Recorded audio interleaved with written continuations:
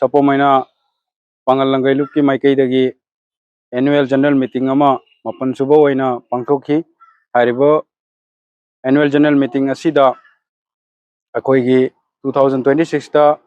matric higher secondary MBBS PhD अमदी sports दा खुमांग चौसिलबा अखोइगी नहारोल स्टूडेंट मयाम बो अखोइना इकाई खुनबो उठखी हारिबो पांगल लंगैलुप असे सपोमैना चिरिपारगी अपुनबा सक्तम अमा ओइना अखोइगी अंगांगलोन सिंगबु स्टूडेंट सिंगबु एनकरेज तौबा educational upliftment da mating pangba career counseling related mathang mathang khoi gi angang singa motivation toba adugumba sangstha amani masigi sangstha se 2018 da sapomena da head office oiraga masigi sangstha se haukhibani masigi sangstha sigi manungda sapomena papal tolengkhun khunau nungpau yauna amatta oina apunba saktam am lauraga khoi gi hogalak liba छात्र सिंह नहारोल मयांग ख्वाई खिबिकपु करम मोंग the guide तौगदबा मखोगी career related अमदी अखोगी निसा सिनबा ओन ब थबक मयाम द कमायना अखोई कनगनी ना हाइबा अदुगुंबा संस्था अमा अखोई मसांग सिना सेमगलगा ngasi अखोई चही गी ओइबो इन्फॉर्म मरक मरक त अखोइना एरिया वाइज तौरगा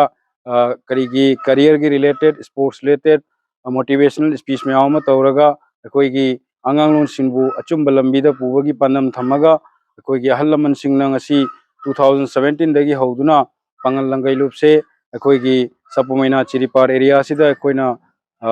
मथौ ओइना पांथोक चरकपनी तुंगदसु अखोइ असिगुंबा थबक मथंग मनाव नायना अखोइ पांथोकनी मियामगी मफमदा अखोइना खंगनजबदी सुमाइना अखोइना हौगललिबा नहारोल सिंगबु मोटिवेट तौरगा अचुंबा लंबीदा पुनबा निशा ना चिंगबा थबकतगी फ्री ओइना मुक्तो ओइना सिजिनबा लोइना अखोइगी स्पोर्ट्स लोमदा माय ओनसनबा अदुगा मतिंग लैबा मतिक चाबा सिटीजन अमा सेमबदा अखोइगिसु मतिंग ओइनबा हाइबा पानम दु थम्मगा ngasiगी ऑर्गेनाइजेशन सिना लैरिबा एरिया सिदा सपोमैना खुमनदगी हौदुना मफम सिंगसिदा अखोइना सिगुंबा प्रोग्राम से तौरगा स्टूडेंट सिंगबु एनकरेज तौबगी थबा म चथजबनी हारिबा ऑर्गेनाइजेशन असिना